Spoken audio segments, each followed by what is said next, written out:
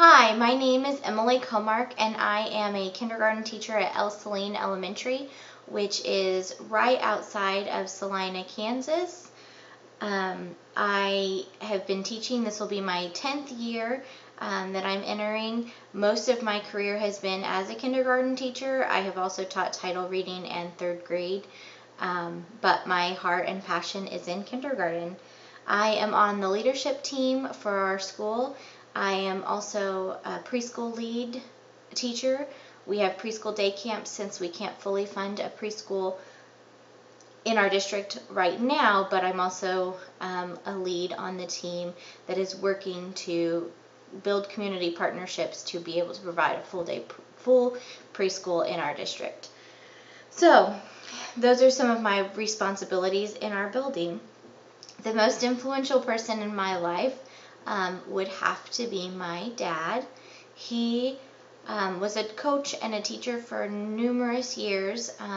He was one of those dads who just kind of encouraged you to be you, do your thing. You're going to make mistakes, but you're going to learn from them. And those are important lessons for me as his daughter, but I am most proud of his work as an administrator for an alternative education program. He was able to work with students who really needed someone to be their cheerleader, to support them no matter what choices they had made, no matter what their past was, no matter what their present was, or present situations were. He was able to really work with those students and help them change whatever it was they wanted to change and help them continue to get a strong education. And unfortunately, it wasn't until he passed away that we were able to see the impact really that he had been making. There were former students coming from all over to share their stories and just share how much he meant to them in their lives. And for me as his daughter, I am so pleased that I was able to hear those and see the impact he made. As an educator, it's important for me to remember that no matter what I do on a daily basis, the single most thing I am doing is I am influencing or trying to make a difference for young people. So he is definitely the most influential person in my life. The personality assessment really surprised me, but once I read the descriptions, I was in agreement. I understand why the intellect/imagination was low. Imagination is definitely not in my realm, which you wouldn't expect for a kindergarten teacher, but I struggle with that. I scored the highest in the conscientiousness and agreeableness categories, which I agree with. I tend to be, as a leader on the leadership team, I am the one who definitely wants to make sure that everyone has had an opportunity to share their thoughts or their feelings.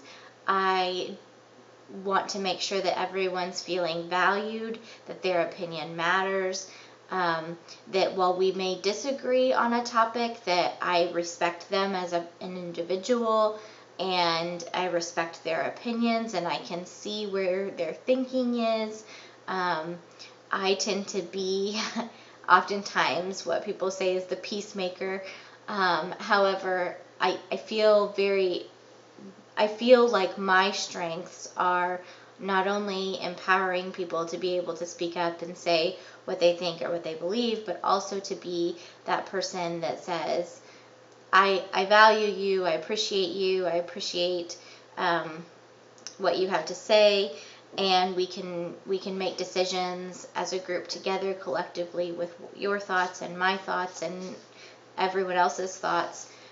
So definitely the two leadership theories, the democratic and the participative leadership theories, match that style for me. As I read the democratic leadership theory, because it was higher on the list of 1 through 15, I thought, as I was researching each one, I thought, oh, this is definitely me. And then as I continued to read down and research more as I went down the list, the participative theory, I thought, oh, yes, definitely. That no wonder they're often interchangeable with when I'm reading democratic leadership theory / participative. I can understand why they're so closely related.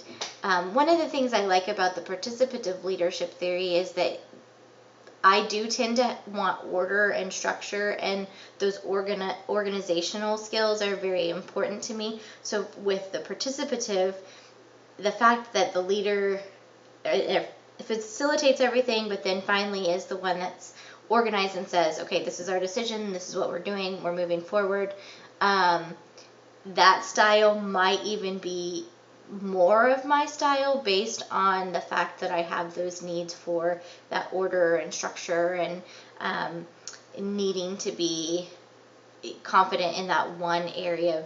That's what I need to do, or this is what the decision was that was made.